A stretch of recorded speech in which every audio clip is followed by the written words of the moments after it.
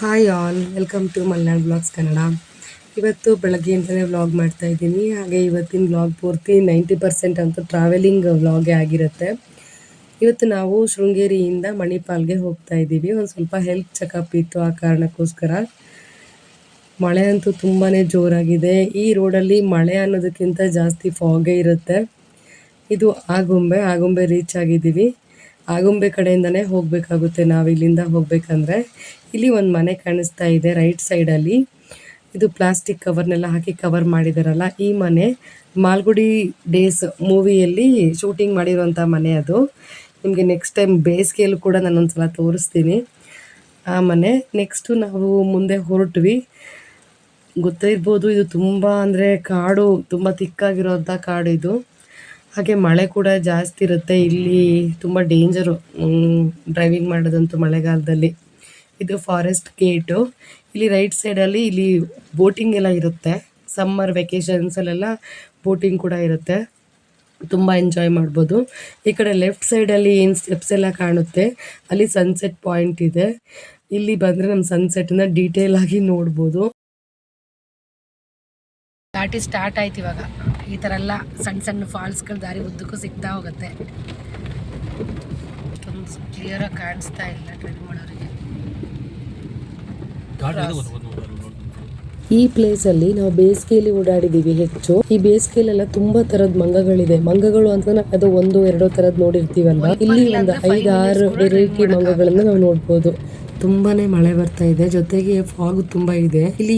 ಈಗ ನಾವು ಡೇ ಟೈಮಲ್ಲೂ ಕೂಡ ಹೆಡ್ಲೈಟ್ನೆಲ್ಲ ಆನ್ ಮಾಡ್ಕೊಂಡೇ ಹೋಗ್ಬೇಕು ವೆಹಿಕಲ್ಸ್ ಎಲ್ಲ. ವೈಪರ್ ಇಲ್ಲದೆ ಅಂತೂ ಯಾವ ಕಾರಣಕ್ಕೂ ಡ್ರೈವಿಂಗ್ ಮಾಡಕ್ಕೆ ಆಗಲ್ಲ. ಎಲ್ಲ ಗಾಡಿನೂ ಅಷ್ಟೇ ಅಲ್ಲ, ಹೆಡ್ಲೈಟ್ ಹಾಕೊಂಡೇ ಬರ್ತಿದಾವೆ. ನೋಡಿ ನೀವೇ ಘಾಟ್ ಹೇಗಿದೆ ಅಂತ ಹೇಳಿ, ತಿರುವುಗಳು ಅಂತ ಹೇಳಿ ಒಟ್ಟು 12 ತಿರುವುಗಳಿದಾವೆ ಇದೇ ತರ. ಇಲ್ಲಿ ಹೋಗ್ಬೇಕಾದ್ರಂತೂ ತುಂಬಾನೇ ಹುಷಾರಾಗಿರ್ಬೇಕು, ಭಯನೇ ಆಗೋಗುತ್ತೆ. ಡ್ರೈವಿಂಗ್ ಅಲ್ಲಿ ಎಷ್ಟೇ ಪರ್ಫೆಕ್ಟ್ ಇದ್ರೂ ಕೂಡ ಈ ಪ್ರದೇಶಗಳಲ್ಲಿ ಗಾಡಿ ಓಡಿಸುವಾಗ ತುಂಬಾ ಕೇರ್ಫುಲ್ ಆಗಿರ್ಬೇಕಾಗುತ್ತೆ. ಒಳ್ಳೆ ವಾತಾವರಣ ಇರ್ತಲ್ವ, ಮಳೆಗಾಲದಲ್ಲಿ ಬೀಳೋದು ಎಲ್ಲ ಸಮಸ್ಯೆಗಳು, ಅದು ಅನಿವಾರ್ಯ ಓಡಾಡಲೇಬೇಕಲ್ಲ. ಪಾಪ ಕೆಲವು ಆಂಬುಲೆನ್ಸ್ ಡ್ರೈವರ್ಗಳೆಲ್ಲ ನಿಮಿಷಕ್ಕೆ ಓಡಾಡಬೇಕಲ್ಲ ಪಾಪ. ಅವ್ರ ಡ್ರೈವಿಂಗಿಗೆ ನಾವು ಎಷ್ಟು ಥ್ಯಾಂಕ್ಸ್ ಹೇಳಿದ್ರು ಸಾಲದು. ಇಲ್ಲ ಈ ಕಡೆ ಎಲ್ಲಿ ಹೋಗ್ಬೇಕು ಅಂದ್ರೆ ಈ ರೂಟಲ್ಲೇ ಹೋಗ್ಬೇಕು. ಮೇನ್ ಆಗಿ ಬರೋದು ಈ ಕಡೆ ತೀರ್ಥಹಳ್ಳಿ ಶಿವಮೊಗ್ಗ ಕಡೆಯಿಂದ ಎಲ್ಲ ಈ ರೂಟಲ್ಲೇ ಓಡಾಡಬೇಕು. ಆಗ ಅವ್ರಿಗೆ ಬೇರೆ ದಾರಿ ಇಲ್ಲ, ಈ ರೂಟೇ ಓಡಾಡಬೇಕು. ಅವಾಗ ಅಂತ ಆಂಬುಲೆನ್ಸ್ಗಳಿಗೆ ಟೈಮ್ ಪಿಕಪ್ ಮಾಡಲೇಬೇಕಲ್ಲ, ಒಂದು ಜೀವ ಅವ್ರ ಕೈಲಿ ಇರುತ್ತಲ್ಲ. ಅವಾಗ ಅವ್ರಿಗೆ ಈ ಫಾಗು ಇದೆಲ್ಲ ಅವ್ರ ಗಮನಕ್ಕೆ ಬರೋದಿಲ್ಲ, ಓಡಾಡಲೇಬೇಕು ಅವರು. ಈ ಘಾಟಗಳಲ್ಲಿ ಕಾಳಿಂಗ ಸರ್ಪಗಳು ಹೆಚ್ಚು ಇಲ್ಲಿ. ಕಾಳಿಂಗ ಊರು ಭಾರಿ ಜಾಗ್ರತೆಗಿರ್ಬೇಕು ಈ ವಾತಾವರಣದಲ್ಲಿ ಇಲ್ಲೆಲ್ಲ. ಘಾಟಿ ಕೆಳಗಡೆ ಇಳಿತಾ ಇದ್ದು ಸೋಮೇಶ್ವರ. ಹಾಗೆ ಆಗುಂಬೆಲ್ಲ ದಾಟ್ಕೊಂಡು ಬಂದಾಯ್ತು, ಹಾಸ್ಪಿಟಲ್ಗೆ ಬಂದ್ವಿ. ಹಾಗೆ ಸ್ವಲ್ಪ ಚೆಕಪ್ ಎಲ್ಲ ಮುಗೀತಾ ಬಂತು.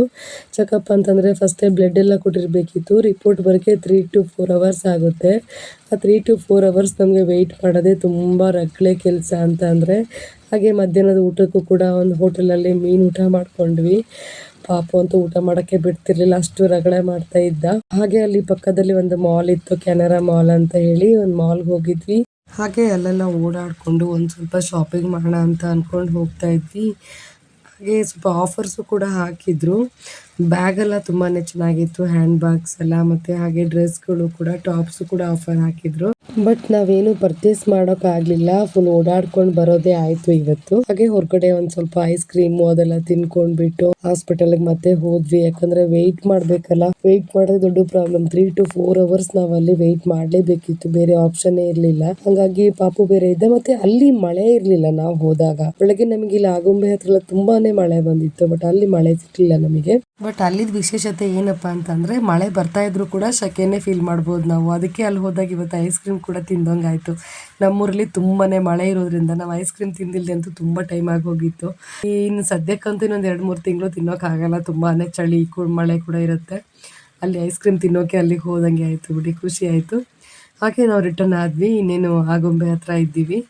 ಹಾಗೆ ಮನೆಗೆ ಬರ್ತಾನೂ ಕೂಡ ತುಂಬ ಲೇಟ್ ಆಗಿತ್ತು. ಅದಕ್ಕೋಸ್ಕರ ನಾವು ಅಲ್ಲೇ ಒಂದು ಕಡೆ ಸ್ಟಾಪ್ ಮಾಡಿಬಿಟ್ಟು ಕಾಫಿ ಕುಡ್ಕೊಂಡೇ ಬಂದ್ವಿ. ಮನೆಗೆ ಬರ್ತಾ ಒಂದು 6:30 ಹಂಗೆಲ್ಲ ಆಗಿತ್ತು. ಬಂದು ರಾತ್ರಿಗೆ ಅಡ್ಗೆಗೆ ಅಂತ ಹೇಳಿ ಮಸ್ಸೊಪ್ಪಿನ ಸಾಂಬಾರ್ ಮಾಡ್ಕೊಂಡೆ. ಈ ಮಸ್ಸೊಪ್ಪಿನ ಸಾಂಬಾರ್ನ ನನ್ಗೆ ಅಷ್ಟೆಲ್ಲ ವಿಶೇಷವಾಗೆಲ್ಲ ಮಾಡಕ್ ಬರಲ್ಲ. ನಾನ್ ಮಾಡೋದು ಹೇಗೆ ಅಂದ್ರೆ ಅರ್ಬೆ ಸೊಪ್ಪು ಮತ್ತೆ ಪಾಲಕ್ಕು, ಸ್ವಲ್ಪ ಮೆಂತ್ಯ ಸೊಪ್ಪಿತ್ತು, ಇದನ್ನೆಲ್ಲ ನಾನು ಕ್ಲೀನ್ ಮಾಡ್ಕೊಂಡು ಅದಕ್ಕೆ ಟೊಮ್ಯಾಟೊ, ಹುಣಸೆ ಹಣ್ಣು, 1-2 ಬೆಳ್ಳುಳ್ಳಿ, ಸ್ವಲ್ಪ ಬೇಳೆನ ಹಾಕ್ಬಿಟ್ಟು ನಾನು ಅದನ್ನ ವಿಸಿಲ್ ಬರ್ಸ್ಕೊಂಡು ಅದನ್ನ ನಾನು ಮ್ಯಾಶ್ ಮಾಡ್ಕೋತಾ ಇದ್ದೀನಿ. ಸ್ಮ್ಯಾಶ್ ಮಾಡ್ಕೊಂಡ್ಮೇಲೆ ನಮ್ಗೆ ಎಷ್ಟು ಬೇಕಷ್ಟು ನೀರ್ನ ಆಡ್ ಮಾಡ್ಕೊಂಡು ಅದಕ್ಕೆ ಬೆಳ್ಳುಳ್ಳಿ, ಸಾಸಿವೆ, ಕರಿಬೇವು ಎಲ್ಲ ಹಾಕಿ ಒಗ್ಗರಣೆ ಮಾಡಿ ಈ ಸ್ಮ್ಯಾಶ್ ಮಾಡ್ಕೊಂಡಿದ್ದೀನಲ್ಲ ಆ ಸೊಪ್ಪನ್ನೆಲ್ಲ ಹಾಕಿ ಅದನ್ನ ಕುದಿಸ್ಕೊಂಡ್ರೆ ಸಾಂಬಾರ್ ರೆಡಿ ಆಗೋಗುತ್ತೆ. ಹಾಗೆ ರೈಸ್ ಕೂಡ ಮಾಡ್ಕೊಂಡಿದ್ದೆ. ಮತ್ತೆ ಜಾಸ್ತಿ ಏನು ಮಾಡೋಕೆ ಆಗ್ಲಿಲ್ಲ, ತುಂಬಾ ಸುಸ್ತಾಗಿತ್ತು ಟ್ರಾವೆಲ್ ಮಾಡಿ.